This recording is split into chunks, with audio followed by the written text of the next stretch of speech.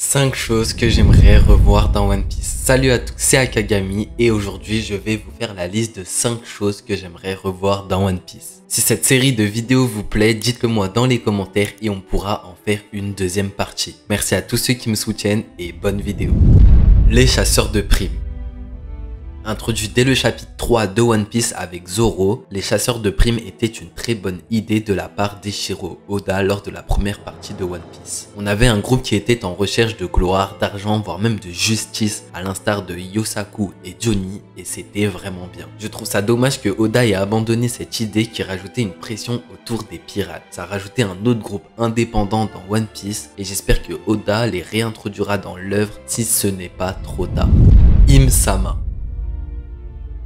Apparu au chapitre 906 durant l'arc Rêverie, Im est la personne qui détient la plus haute autorité au sein du gouvernement mondial. Im est l'un des personnages les plus intrigants de l'œuvre. On ne sait pas quel est son but à part que elle a une rancœur envers Luffy, de même pour son sexe, si Im est une femme ou bien un homme. Le fait qu'une personne avec si peu d'apparitions soit autant intrigant me hype beaucoup. J'aimerais aussi voir à quoi ce personnage ressemble, si c'est un personnage politique ou un réel antagoniste avec une force au combat. En tout cas, j'espère revoir ce personnage bientôt dans l'œuvre.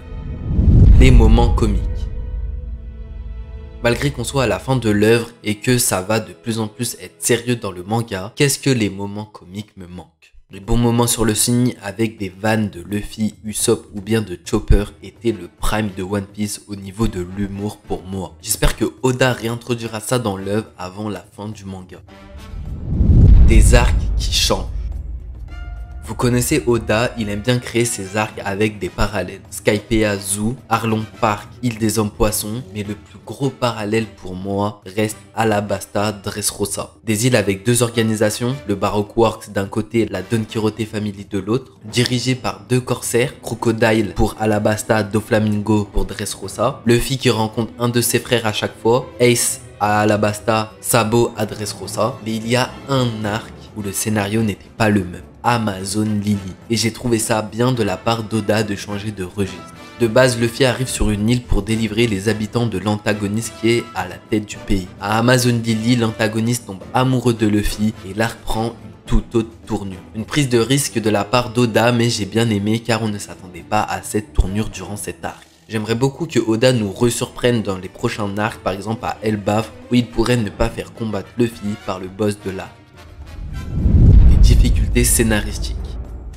On le sait tous, parfois Oda détaille trop des choses qui servent à rien, comme connaître le flashback de Baby 5 à Dressrosa. Je pense qu'on ne pouvait s'en passer. Mais là où je veux en venir, c'est qu'il devrait s'attarder sur son scénario et arrêter de donner cette protection aux Mugiwara comme si rien ne pourrait leur arriver. Certes, ce sont les protagonistes de l'œuvre, mais le fait de savoir au début de l'arc qu'à la fin de celui-ci, ils partiront sans aucune conséquence m'embête un peu. Et j'aimerais retrouver cette palpitation que j'avais au début de l'œuvre où je ne savais pas si les Mugiwara arriveront bel et bien à quitter l'île sans encombre. Vous le savez comme moi, ici on est Team Eiichiro Oda. Ce n'est pas pour critiquer son travail, loin de là je ne suis personne. C'était juste 5 choses que je voulais revoir dans One Piece. Que ce soit pour les flashbacks ou que ce soit l'écriture d'Eiichiro Oda, je trouve ça incroyable.